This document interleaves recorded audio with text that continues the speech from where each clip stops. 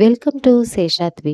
விஜய் டிவியின் டிஆர்பியை உடைக்கிறதுக்காக Sun TV, ஜீ தமிழ் சேனலும் போட்டி போட்டு நிகழ்ச்சிகளை களமிறக்கிட்டு வராங்க.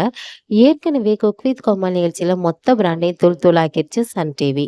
டாப் குக் டூப் நிகழ்ச்சி வந்து பெரிய அளவில் வரவேற்பை பெறாட்டியும், குக் வித் கோமாளி நிகழ்ச்சியில கடைசியா மணிமேகலை செய்த குளறுபடி அளவுக்கு இல்லாம சுமூகமா நடந்து முடிஞ்சிருச்சுன்னு சொல்லலாம். அடுத்து விஜய் டிவி மலையளவுக்கு நம்பி இருக்கிறது பிக் பாஸ் நிகழ்ச்சியை தான். இந்த சீசனும் விஜய் டிவிக்கு மதில் மேல் பூனை தான். ஏன்னா 7 சீசனா பிக் பாஸ் நிகழ்ச்சியை தொகுத்து வழங்கி கொண்டிருந்த கமல்ஹாசன் தற்போது இந்த நிகழ்ச்சியிலிருந்து விலகி இருக்கிறாரு.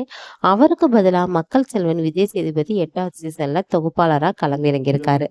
மக்கள் செல்வனை ஒரு நடிகராக பிடிக்கும் அப்படின்னாலும் பிக் பாஸ் நிகழ்ச்சியை தொகுத்து வழங்குறதுக்கு மக்களுக்கு நிறைவை கொடுக்குமா அப்படிங்கிறது இனிமே தான் நமக்கு தெரியும்.